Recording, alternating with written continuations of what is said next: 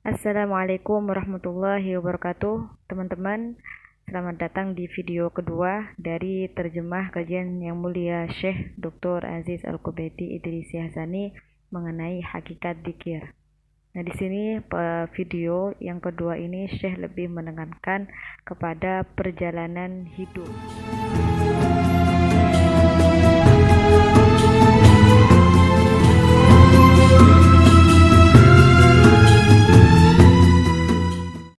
Bismillahirrahmanirrahim. Di dalam Al-Quran disebutkan faidah dari zikir, yaitu mengeluarkan diri dari kegelapan menuju cahaya. Nah, lalu apa yang dimaksud dengan kegelapan dan juga apa yang dimaksud dengan cahaya yang disebutkan dalam Al-Quran? Nah, apakah kegelapan tersebut itu adalah kegelapan kebodohan menuju cahaya ma'rifat, atau kegelapan dari kelalaian menuju cahaya rasa penghadiran dan ma'iyah, atau kegelapan kekafiran menuju cahaya iman? Jadi, apa yang dimaksud dengan kegelapan pada ayat ini? Nah, sebelum kita membahas tentang pentingnya berzikir, terlebih dahulu kita bahas bagaimana cerita hidup kita, perjalanan kita berada di dunia ini. Nah, awal dari kisah ini yang sebagian kita ketahui bahwa kita sekarang ada di sini, di alam ini, yaitu bumi atau kehidupan dunia.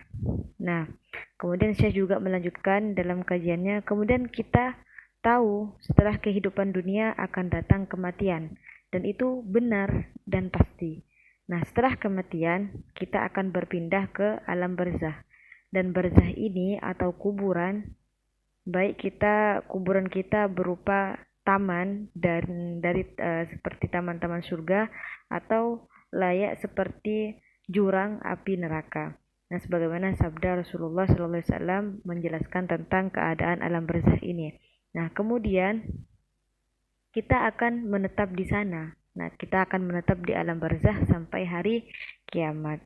Nah, di mana di hari kiamat kita akan menunggu selama 1000 tahun, dan juga di dalam firman Allah, a'udzubillahi minasyaitonirrajim, khamsina alfa sanatim mimma ta'uddun, shadaqallahul azim, yaitu 50.000 tahun dari perhitunganmu.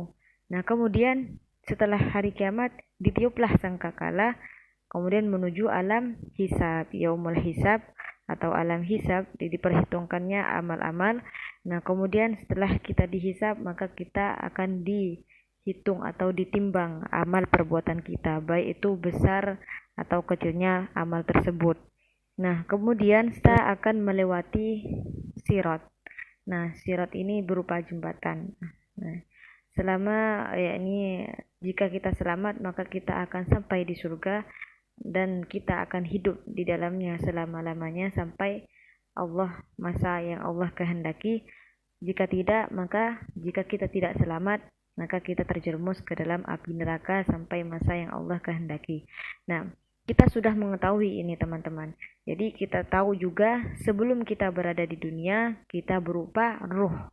Kita berupa arwah di alam ruh, atau disebut juga alam dar. Nah, di mana di alam tersebut Allah mengambil janji atau menjadikan janji dengan kita. Nah, dan alam-alam ini sudah kita bahas.